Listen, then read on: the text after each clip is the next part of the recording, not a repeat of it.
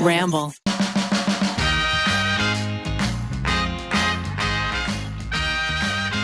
Thank you to BetterHelp for sponsoring this episode. Hello, everyone. Welcome back to another episode of You Can Sit With Us. I'm one of your hosts, Becky, and I'm joined by Margaret. Hello. And we've got our queen, Rainie, on the ones and twos. Hello.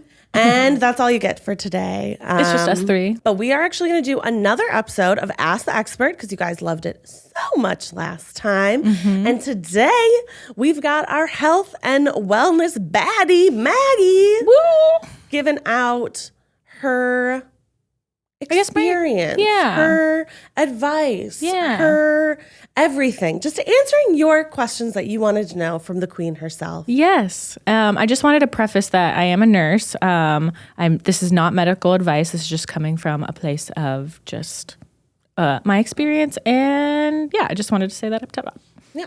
So what is your experience with health and wellness? Like, let's go back to college. So you're in nursing school. Do you feel like you took really good care of your body in school because you were learning about all the things that could happen to it? Oh my gosh. Or were you the opposite? Were you like, I will never set foot in a gym and I'm eating pizza? Which are delicious things that I do. Yeah. I mean, pizza is delicious.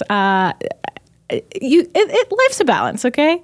I feel like I've always had kind of a genuine interest in like taking care of myself, taking care of my family, taking care of my loved ones, and like learning as much information as I can to empower. But that being said, I am also human. So I also have not so great, sometimes I get into some not so great routines, but we're all trying. Yeah.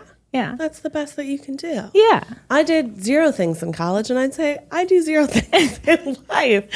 That is not true. I'm a fix it when it's broken kind of person. Are you? So once it gets to a point where, like, I think my ankle would have to be broken, like fully broken for me to see a doctor. Really? Like the first 2 times I sprained my ankle, I was like, well, it's sprained. I know this the first time it got sprained, I went to the doctor.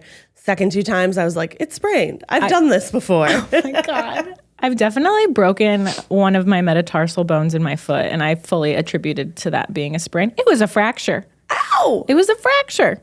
But ouch. There's not really anything you can do minus like immobilize and kind of, like there's certain bones you can splint, and it's important if those can be splinted to splint them so you don't cause more damage.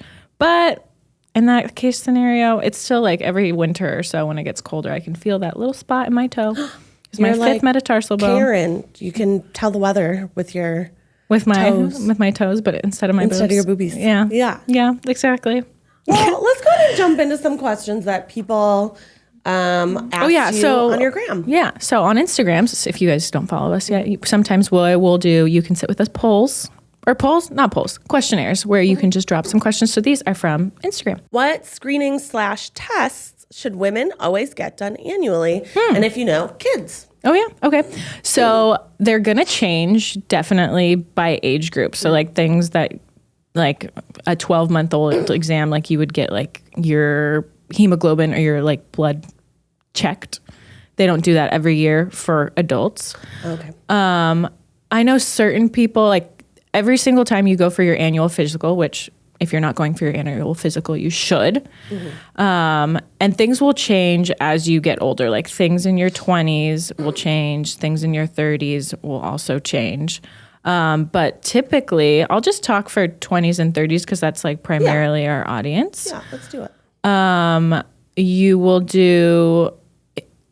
Not everyone I know actually gets a blood panel. I think that's like... Yeah. I'm one of those people. I only got a blood panel and I was like, is something wrong? Yeah, I think once you hit 30, then they should start doing it annually. Yeah.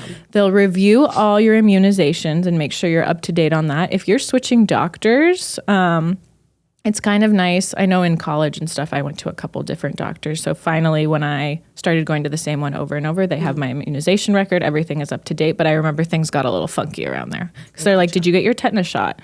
Are you up to date on that? Because I like got a cut and that you're supposed to get that every 10 years. And luckily, being in nursing school, I am up to date. But there's like a lot of my friends and stuff. They're like, I don't actually remember the last time I got my tetanus shot or my Tdap or my whooping cough or all those things.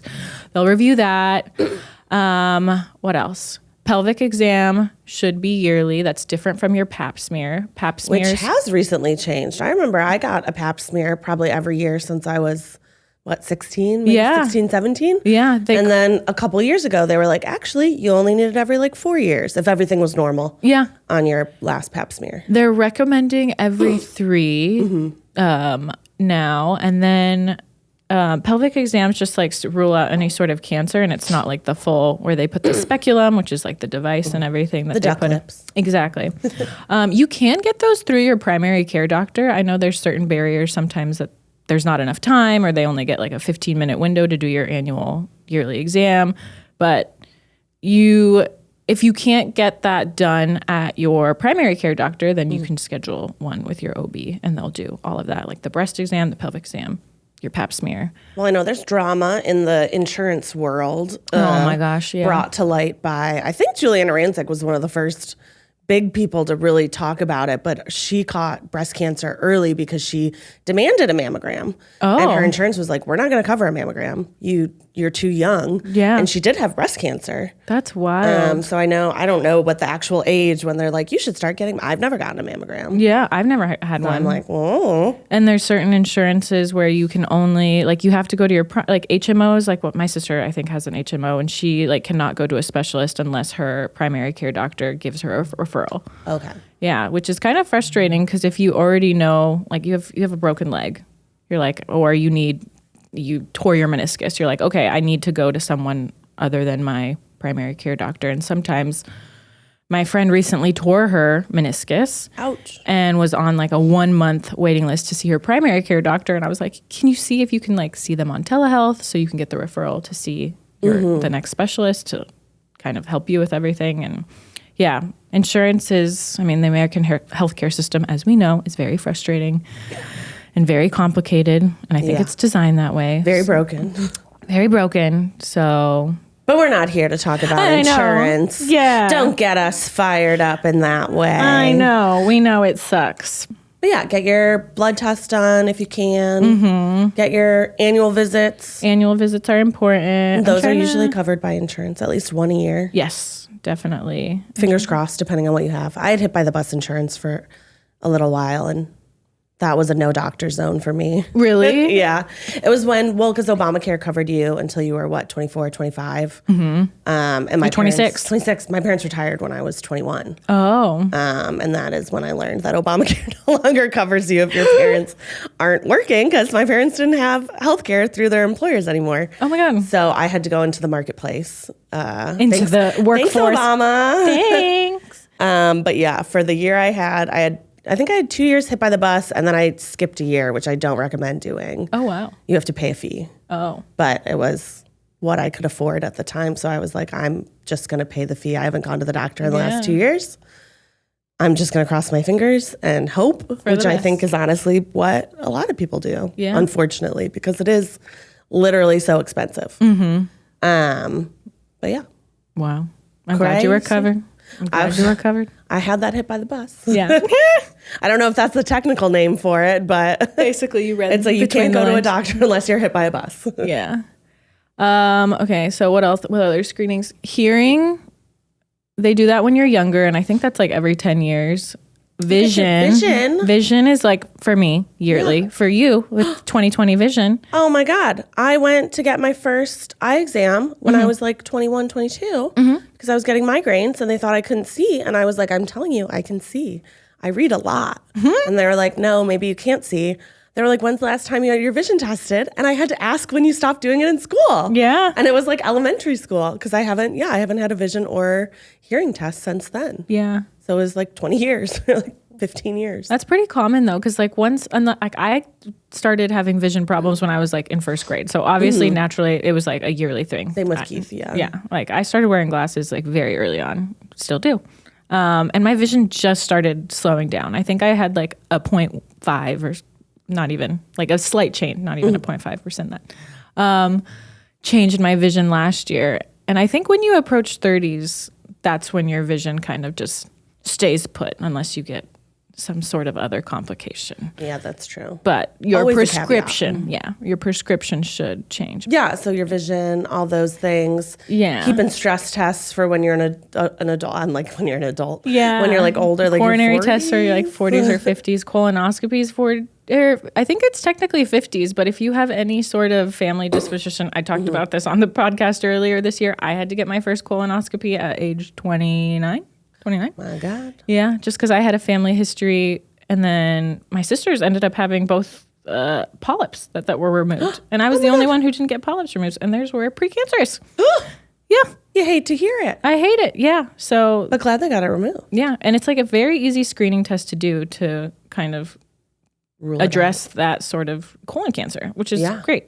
That's cray-cray. Yeah, That's cray-cray. Well, let's move on, Margaret. let's do it. There's like a bunch Let's of move other on from stuff. colonoscopies. Colonoscopies. Let's move on to a little bit more of like a self-care vibe, you know? Because health and wellness isn't all just going to your doctor. It's also what you do outside of your doctor. Do you have any unique self-care ideas for budget-conscious people that are not just take a bath, meditate, or walk? Yeah. What can we do? I feel like I'm in that category of You're like, what do I do? I know you hate self-help books. I liked Kelsey's. I thought hers was really good, but I'm really not a self-help type gal. self-help book person. And meditating, not for something you. in it like hurts my brain. Yeah. I'm curious to see if you are the same, Rainie, because we're very similar. Oh, in yeah. certain like, no, ways. yeah. So I'm like meditating, like honestly, like makes me feel like ill. I know. I can't believe I've never heard that before, but it gives me like a headache. Really? It's like really, and I just am, Yeah. I mean, that's funny because I've always been like, oh, I'm just like bad at it or like incompetent, but maybe it's like actually Incompetent? That's what I was like. I was like, oh, maybe there is a reason. Yeah. That's No, funny. meditating is too hard. Yeah. It is really hard to sit there and be still. I get that. I will either zone out or I'll fall asleep. But it takes practice. I know it helps for a lot of people. So Yeah. don't want to nix that. And then all self-help books, I guess they're not all created equally. And I can understand why some of them get a little cringe. But like Subtle Art of Not Giving a Fuck, I loved that book. I don't know if that's necessarily like I don't know. I liked the perspective. I liked reading it. It was fun. What else? There's also some journals like there's anti-anxiety journals that have like really interesting anxiety prompts. I bought one and I haven't used it yet, but I bought it like a couple weeks ago. And it came in the mail, so I will report back and let you know if that my anti-anxiety journal is helping. But it just like helps with mindfulness and like giving yourself time, carved out time to reflect is sometimes helpful for someone who has just a very fast-paced brain and doesn't know how to slow down. What else? I guess it's not just all bubble bath, and it can look different for each person. Like something that's going to help me feel calm may be completely different from something that you would do. Like, Oh, 100%. yeah, just like your hobbies and pastimes, even though it doesn't look like self-care, even though you're not like going to the spa, like if that's enjoyable for you and you can find a place where you get into a flow state and you're enjoying what you're doing and you feel kind of proud of what you're doing, I feel like that is self-care. Oh, yeah. Even just like taking 5 minutes, like making a nice little cup of tea or having like an ice cold glass of water. Yeah. Because we're all dehydrated bitches out here. Yeah, that's another Like, thing. just Self-care is sit. staying hydrated. Yeah. Just As I like, sit here with my 3 beverages. Yeah. taking time to just sit. Yeah. If you have that time, I feel like there are times where it's really hard to remember to like Absolutely. slow down because you're like, I gotta go, I gotta do this, I gotta do. I Yeah. got so many things to do. There is so many things, and like sometimes you prioritize sleep. Prioritizing sleep is self-care. Like sometimes like you feel like you have to like, I gotta wake up and I have to like work out and I have to meditate and stuff. But like sometimes just taking extra time to do whatever your body needs, that is self-care. You don't necessarily need to be tied down to, I don't know, what wellness bloggers on the internet tell you that self-care is, and like buying crazy supplements and buying $18 smoothies. Oh God, yeah. Yeah. I remember my therapist told me once, I was telling her, I think I nap too much because I'm a big napper. Like I probably take a nap a day, if not a nap every other day. And she was like, well, are you still getting your work done? And I was like, yeah. She's like, are you still maintaining like relationships with the rest of the people in your work, your life? I was like, yeah. She's like, so what's wrong with taking a 20-minute nap? Yeah. She's like, it's just because you feel like you're not being productive. Your body's telling you it wants to take a nap. Yeah. You're just So why not just do it? If it's not harmful, yeah. and you're getting everything else done, what's the problem? Early bird. You're like 6 a.m. right on the dot. So I think that you can afford a nap sometimes. Oh, you're not yeah. like, Yeah. it's what but your I think body it's one of needs. those things where it's like, yeah, listen to your body. Yeah. See what it's saying. Retrain your brain. Yeah. Naps aren't bad. This show is sponsored by BetterHelp. The last few years have been incredibly challenging, and it's been a really good time to actually get to know ourselves. And getting to know yourself can be a lifelong process, especially because we're always growing and changing. As we get older, as the world changes, as our environment changes, we change. And that's what therapy is all about. It's about deepening your self-awareness and understanding. BetterHelp connects you with a licensed therapist who can take you on that journey of self-discovery from wherever you are. Here at You Can Sit With Us, we absolutely love therapy. It's great to have someone to bounce ideas off of, someone who can be impartial, someone that you feel like you can fully speak your mind to. Therapy is super helpful for learning positive coping skills and how to set boundaries. If you're thinking of starting therapy, give BetterHelp a try. It's entirely online, designed to be convenient, flexible, and suited to your schedule. Discover your potential with BetterHelp. Visit BetterHelp.com/sitwithus today to get 10% off your first month. That's BetterHelp, HELP.com/sitwithus. Naps aren't bad. We love naps. Yeah. Yeah. Do you feel like the world of like social media has kind of like restructured how we think about health and wellness? Absolutely. Just because of doctors are on TikTok now. Not doctors are on TikTok now. Yeah. I feel like it's really easy to like get into a space where there's like, sadly, a lot of like misinformation and a lot of things, I don't know. At the end of the day, social media is like a marketing tool too. So just be a little like conscious whenever you're just buying into something and make sure, oh, is this person like trying to sell me something? Number one. Like what is this person's like background is also very important. But yeah, there's just a lot of like wellness fads that have come and go.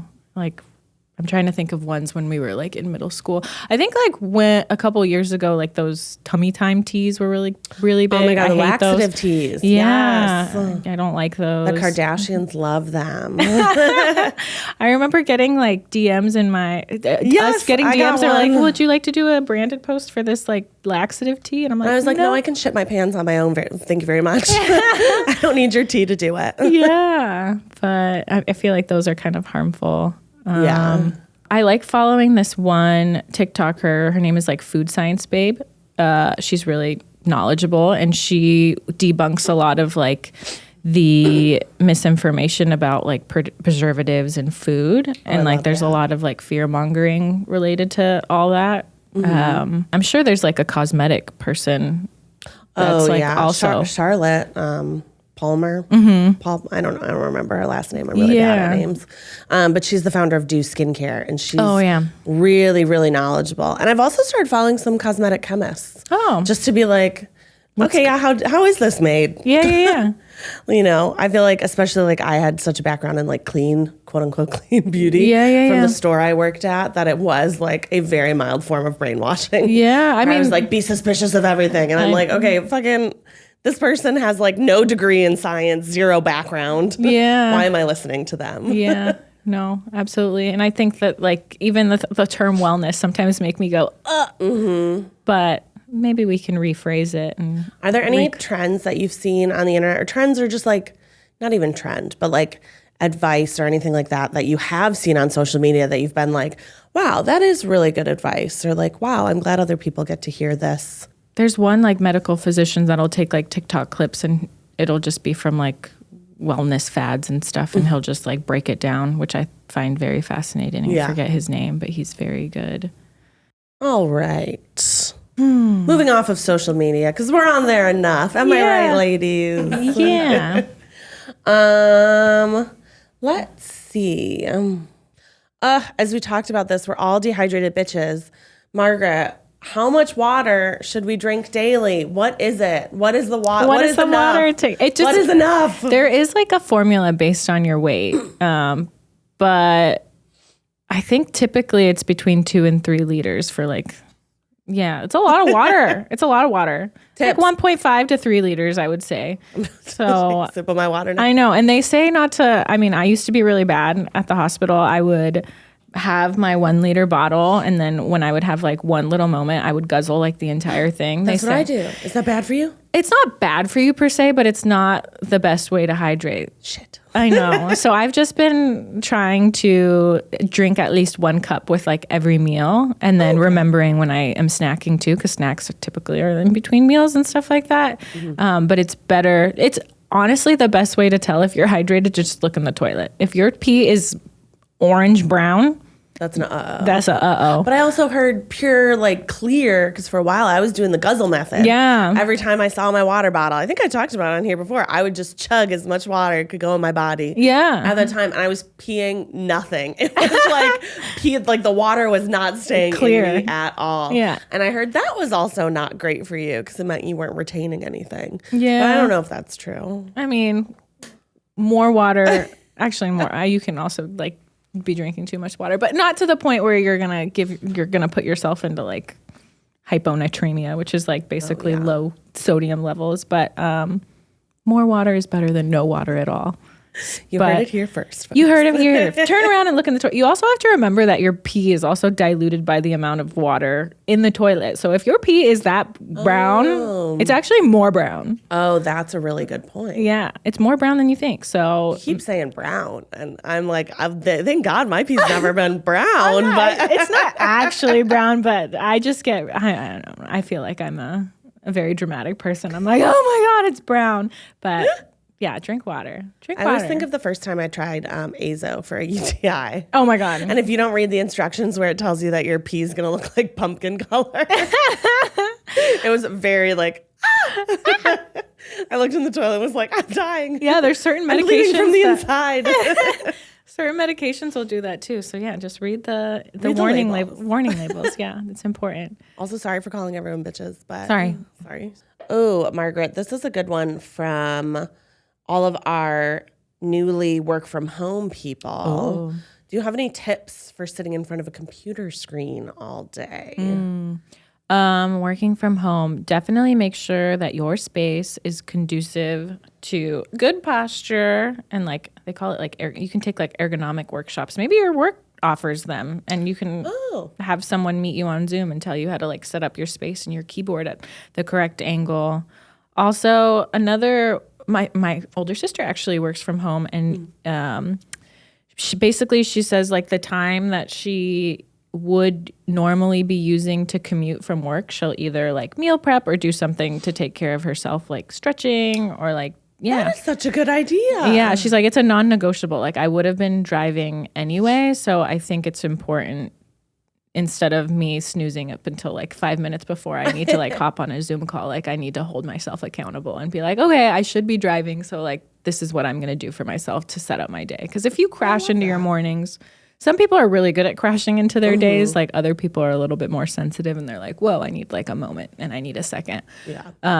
But setting up your day in a way that you're going to succeed. So if that's meal prepping for you, if that's meditating for you, I like stretching. That's such a good idea. Yeah. I have a Pilates app on my phone that I love. And the sessions are only like, some of the shortest ones I've seen are like 8 minutes, and they go all the way to like 40 minutes. And some of them are pretty difficult. Some of them are actually very easy, and it feels more like meditative and stretching to me. Yeah. And I like starting up my morning with that. And sometimes I even just do it in my PJs. Like I know that exercise sometimes for a lot of people is like just getting over the mental hurdle that like, oh, I have to put on my workout clothes. Oh, I have to put on my shoes. I need to drive to the gym. I need to do this and this. But like trying to make it as easy as possible is, you're more likely to stick with it. And then you can like work your way up if you're like feeling like unchallenged and sort of not make it a huge mental hurdle. Yeah. Is like a good, that app that I found was really great for that. Yeah, I remember there's one, I think I've mentioned it before. I don't know if I saw it on TikTok, probably on TikTok. But a girl was just saying that she goes to the gym for 10 minutes is what she calls it. She's like, I'll work out for 10 minutes. And if I really don't want to work out after 10 minutes, then I won't work out after 10 minutes. Yeah. But more times than not, she finds she'll just keep going. It's just that first 10 minutes of like getting started is really hard. And I feel like I get in that headspace a lot where I'm like, no. Getting back into running, like I do enjoy running, but sometimes I will fall out of it and have to go back into it. And I was like, I don't have to run for like an hour straight. Like you can run for like 12 minutes, 5 minutes. And then slowly work your way up. If you're me, I run for 2 minutes. Yeah. And then that's as much and I'm like, I'm walking my dog anyway. Like I'll be like fully in just like outing clothes. And I'm like, come on, Bowie, we're running. Let's go. We're taking a sprint. Yeah. He's always down. Maggie's health advice is get a dog. They'll make you walk. A dog. Yeah. I feel like this is a really good question from someone. We're going back into like the health aspect of it. This one is specifically about painful cramps, but I feel like we could kind of expand it on painful anything. Yeah. But this one is asking, when should you be worried if your pain level isn't normal? When to know? When it's... Yeah. I feel like when it's starting to like impede with your day-to-day life. Like I have very painful cramps to the point where I would have to call out from school. I'd have to call out from work. And I thought that was normal for the longest time because my periods when I first started weren't like that. And then all of a sudden when I hit like 26, I'm like, why all of a sudden it hurts so much? Yeah. I don't understand. And I feel like a lot of people are told to just live with pain. But I feel like if it's starting to impact your relationships and your function, I feel like that's when you should seek help. And hopefully you go to a person that will listen to you, because I know it's sometimes really hard to be heard. I don't think that you should just, I feel like a lot of people our age will be like, well, it'll start off little and they'll just kind of like accept things as they go. Like a lot of my friends are having like GI issues and it'll start small and then I'll be talking to them. They're like, oh yeah, I'm like having horrible GI issues, and I've just kind of come to accept that. And I'm like, what? Yeah. That's not, no. You're going to throw yourself, you're going to become dehydrated. Like it's not good to just accept just like having stomach upset like every single day. Much pain. Yeah. I feel like I was the opposite of you. I had really, really painful cramps when I was younger. And then once I started birth control, and I got older, they got less painful. But my mom and grandma also had really horrific bad cramps. Like I also would just stay home from school. Yeah. And they all did the same. And I feel like you kind of have those older people in your life telling you too, like, oh no, this is just normal. This is what I had. So it's all totally fine. And you look to people in your family because usually you're sort of similar. Yeah. But things that help, heating pads, love a good heating pad. Love heating pads. Big fan. Pamprin helps for some people. Sometimes I take Pamprin and it doesn't work at all. Sometimes I take it and it does. I like Midol. Midol's great. Is really nice. Yeah. I take Aleve. Sometimes that's a pretty stronger, it's like naproxen. But it's basically when you have cramps, it's prostaglandins that's like helping your blood, and it goes like you're shedding. So it's just pain from that. But it shouldn't be crazy. Like I have coworkers that are like, oh yeah, I just started. They're like, your cramps are that painful? I'm like, yes, they hurt so bad. Yes, it's very bad. I know. My last one, I was like sitting with a friend at dinner. I'm like, I'm so uncomfortable. I don't know what to do. But yeah, I'll let you know. I'll report back to the podcast if I ever find something that like helps. But yeah, just kind of relaxing if you can. Yeah. Maybe taking a bath if you can. If any of those are possible. Yeah. Meds if you can. Yeah. They say whatever feels good to you. They say like exercise can help because it like helps increase your metabolic rate and like helps circulation. But I'm like, I could not imagine. I think like before. Okay. I was like, oh my God. Imagine you're just lying on the floor, like doing the classic holding your knees. Yeah. And then being like, okay, someone has told me to do weights. like sit-ups. And I'm like, I would rather die. Oh my God. Yeah, I feel like it's too late now. It's too late. Yeah. I feel like what you said earlier too about hopefully you go to someone who believes you about what your pain is. I feel like that's becoming more common to talk about, especially with people getting IUDs. And like I didn't even know asking for any sort of Pain management was a possibility when I first got mine. And that was fully the worst pain I've ever been in my life. Oh yeah. And I feel like if this was for men, I feel like men would absolutely ask for any sort of pain medicine. Like, what the heck? So can you just ask for pain meds whenever? Or what's the etiquette? What's the etiquette on like, this is scary or I think this is going to hurt. Can I have, because I've never. I been feel like offered? I just ask, no, I have, such doctor anxiety. I ask like nothing. I hope that this next generation, I feel like they are getting better in comparison to like our parents' generation where they're just like, oh, just suck it up and blah, blah, blah. But I was never offered at my OB. I think that's a new practice. But there's been like some of my friends like actually had like LASIK surgery. One of them was offered something to help them with anxiety, and then the other one was not. Oh. But their words of advice to me was like, if they offer it to you, ask, or maybe just ask, just knowing that I am an anxious person. My other friend who did not take it is not an anxious person. She's like, whoa, that was a lot for me. Like, well, someone's coming into your eyeball. Yeah, she's like, she's pretty chill. She's probably she's a nurse. She's like never fazed by anything. And she was like, that was a lot for me. Yeah. So it can never hurt to ask. Yeah. They could say no. They could say no. This is like, is this a common thing? You can ask and be like, is this a common thing that people get anxious about? And knowing yourself, I'm like, am I an anxious person? Should I ask? Yes. Okay. Anything that like makes the procedure a lot less traumatic. Yeah. We love. We love to see it. We love. Yeah. I was never anxious about going to the dentist when I was a child at all. I recently started becoming more anxious because my dad was like, yeah, because they gave you laughing gas like every single time you had a cleaning or like any single time or not, maybe not a cleaning, but like definitely when I had quite a bit of cavities when I was a child, but I loved going to the dentist. I got like prizes. I got flavored toothpaste. As an adult, scary. Yeah, I'm not a big doctor person. I don't like going to the doctor.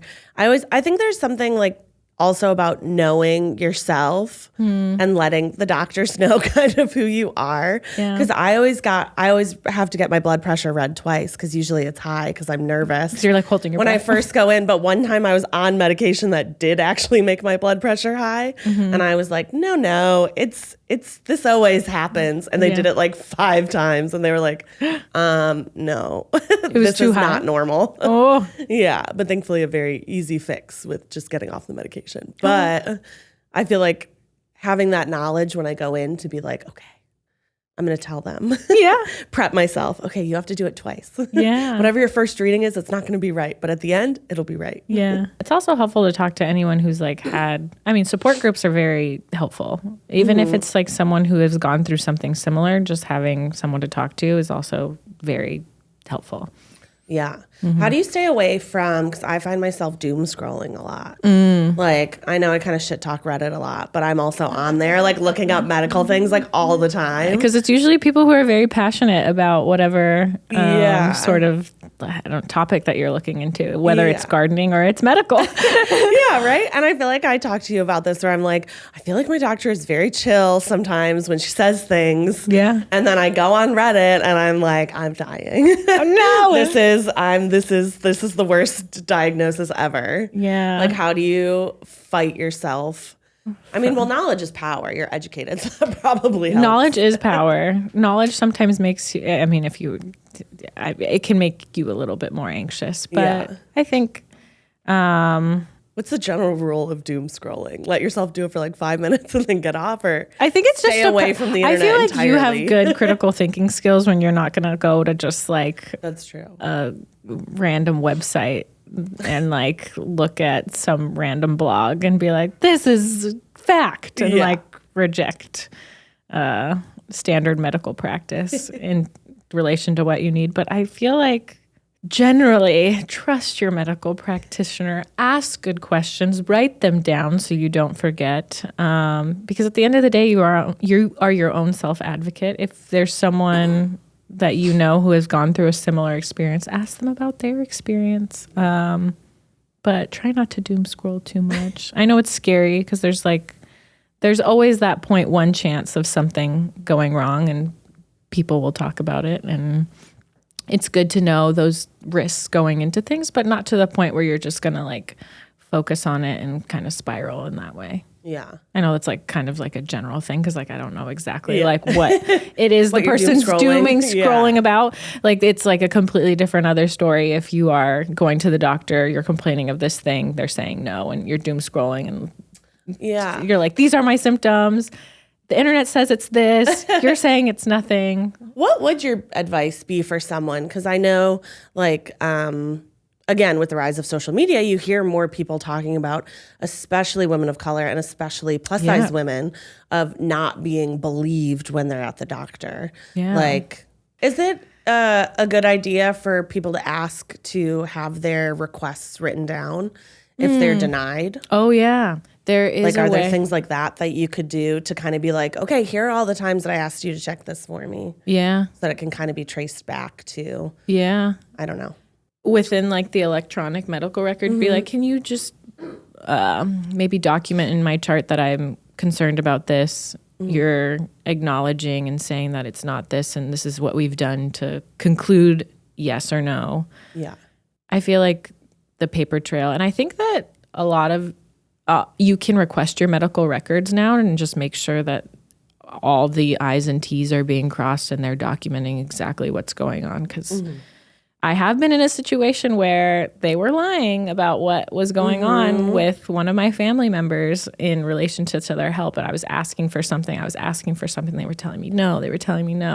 They said that I came in for something else. And it was like a very frustrating situation. And I think, and it ended up being okay, but I have been in a situation where I haven't felt heard, and it is like a very frustrating situation to be in. Yeah. I like in any frustrating world, in any profession, any job, write things down.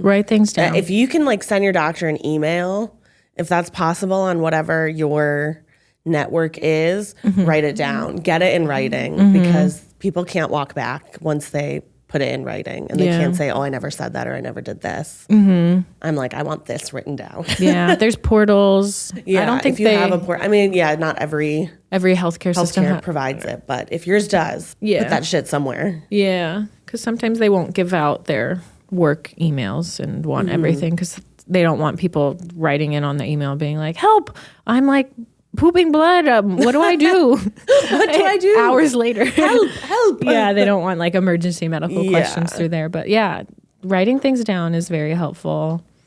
If you need to go in with someone who will advocate for you, that's also, I wish there was like more of a patient advocate, especially like as our parents get older. I know there's like a lot of elderly people with not a lot of family. I wish there was more like patient advocates, that there was like a service for that.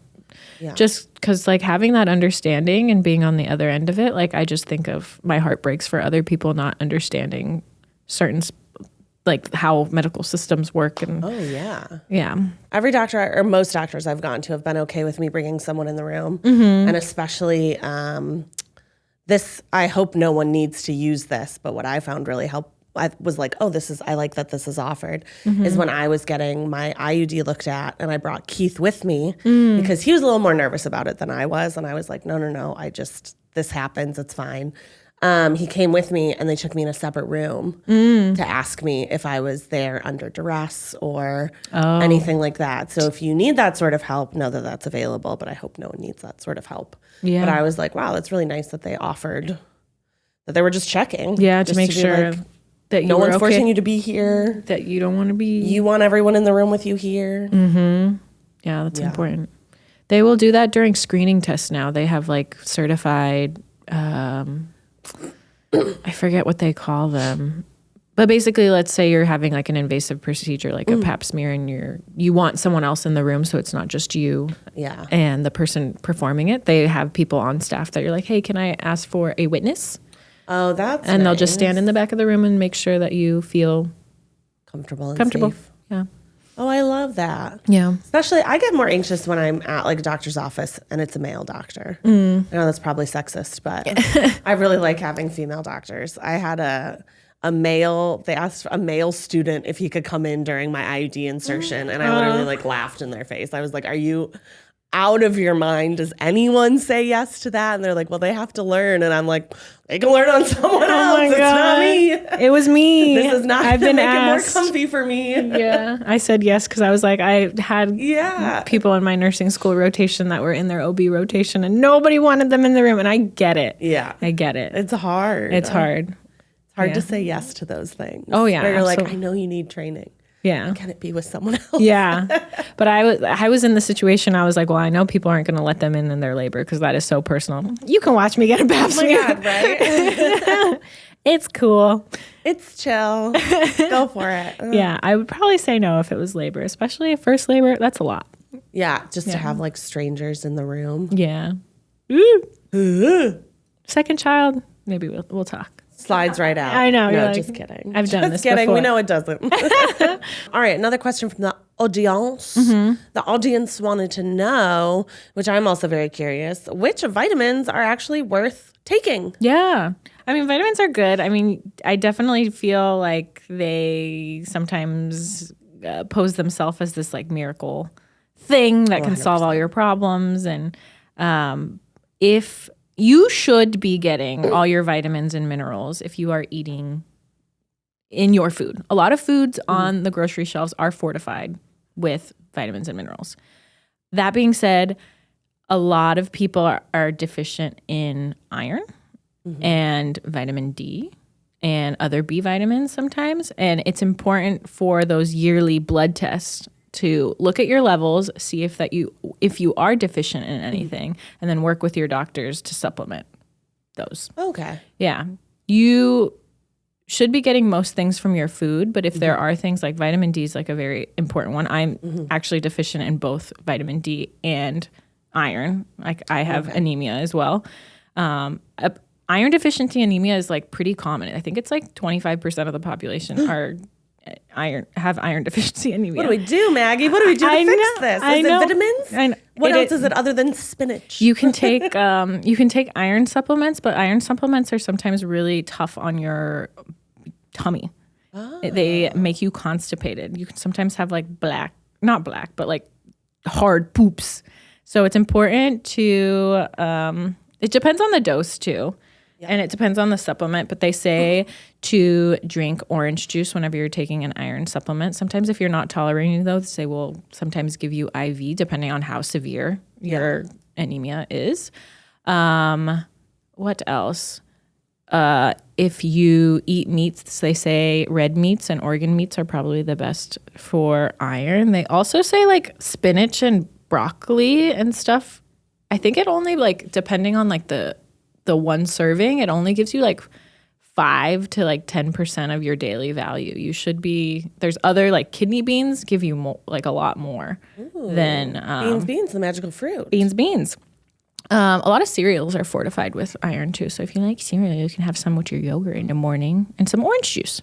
So how do we know? There's so many options out there, Maggie. Yeah. How do I know which one to take? I would work with your doctor to see if you are vitamin deficient in anything. Multivitamins, I feel like there's not really a harm in taking those. Like I take a daily multivitamin. It's fine. It's like more so like you could be sometimes the only thing with like multivitamins is like you could be taking a multivitamin if you also think that you would like a vitamin like like a B complex vitamin. Sometimes you're getting way too much. Like there was one time when I was taking a B complex and a multivitamin and I did my blood panel and my doctor was like, your vitamin B is overdoing it. Like way too high. You know what? Not a migraine in sight, Margaret. Not a migraine in sight. And lots of energy. But just be mindful whenever you're taking more than like several that you're not like taking an abundance of amount. A lot of them are excreted through your urine because they're water soluble. Some of them are fat soluble. So just be mindful.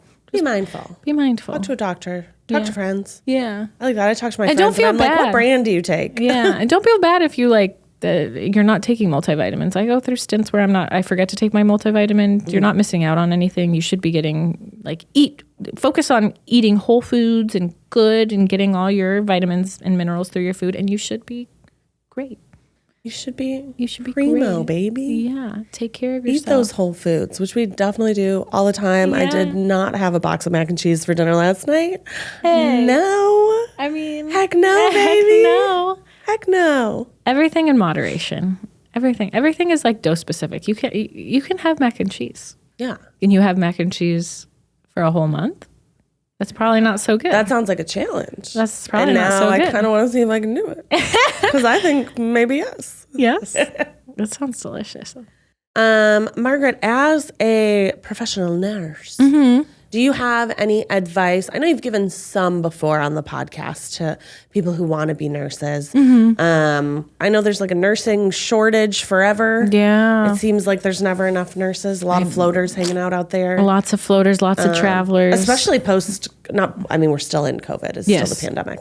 But especially the new world we live in with COVID existing. Yeah. And that was very different from probably when you went to college and started working. Yeah. Any advice for the noobs out there? New nurses? We're talking about new nurses? Let's say you've graduated, you're a new nurse. You're going in this world where we now have COVID. Yeah. So a lot of things are changing. I know. Our hospital system really never recovered, and it was never really set up to grapple a worldwide pandemic. So it's tough out there.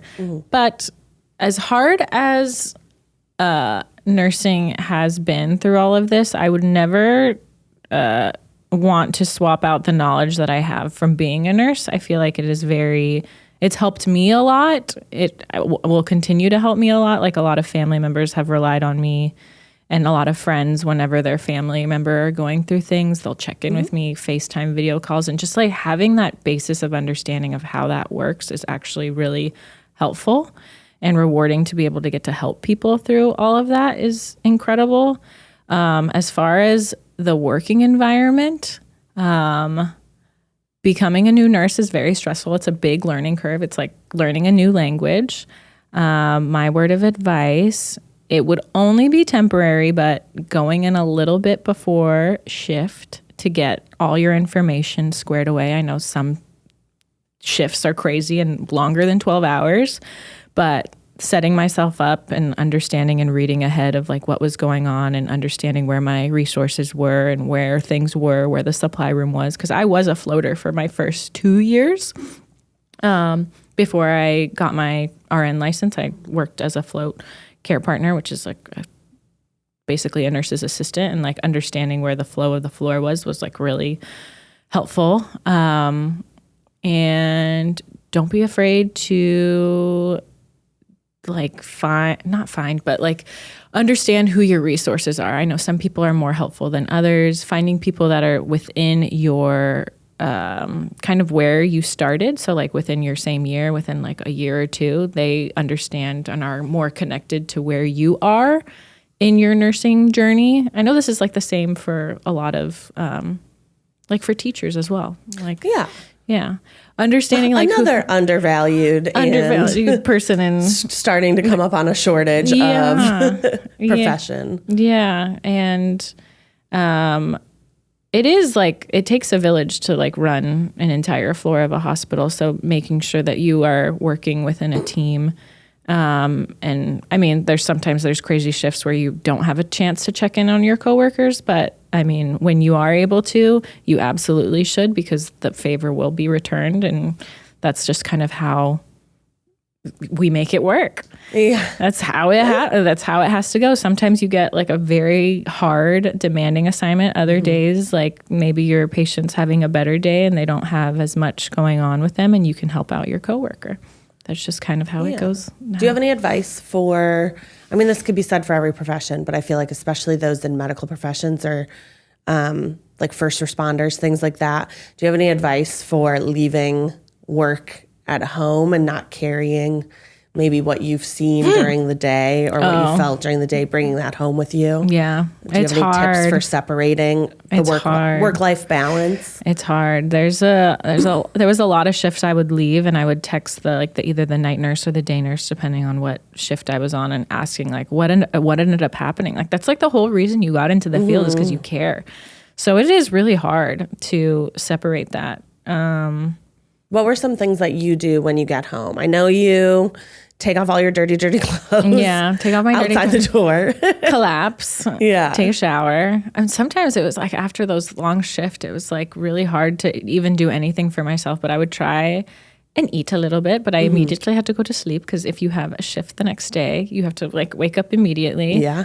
I had some coworkers that if they weren't on the next day, they would I had one coworker who would garden for like hours after a 12-hour shift. I was like, you were great. Some people liked working out after a shift. Some people liked working out before a shift. How they did that, I don't know. But just finding kind of what adds value to your, like what makes you feel more like a human being. I mean, I love my job. There were some days where I was like, I couldn't imagine myself doing anything else. And there's some days that were really hard. But just finding things that kind of fulfill you in a different way is also, because you're not, at the end of the day, it doesn't have to be your entire life. Like you can have other hobbies outside to make you feel like more of a whole person is also okay. Yeah, you could be a multi-hyphenate. Yeah. You don't have to just be a nurse. Exactly. Yeah. Well, Margaret, this has been beautiful.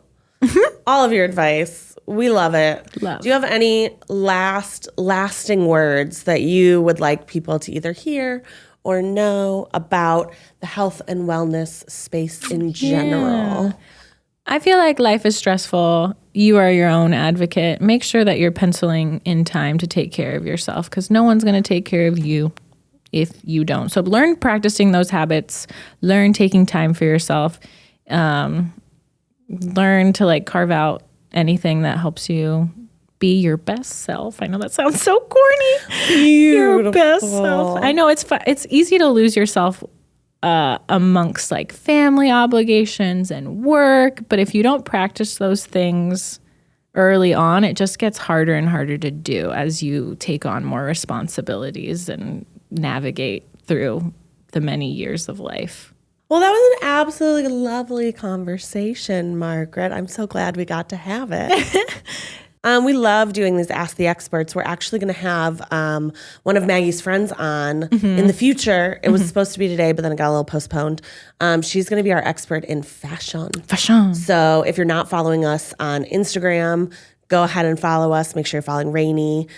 We always ask these Ask the Expert type questions on our personal Instagrams. Yep. So follow along for the journey. We're going to have so many more for you. Make sure you're sending us emails. We love to read them. Don't forget, put in the subject line kind of like a little one sentence about what it's about. Yep. And yeah, make sure you're washing your hands, being nice to people, wearing your mask, get vaccinated and boosted for all the things you need to get vaccinated and boosted for.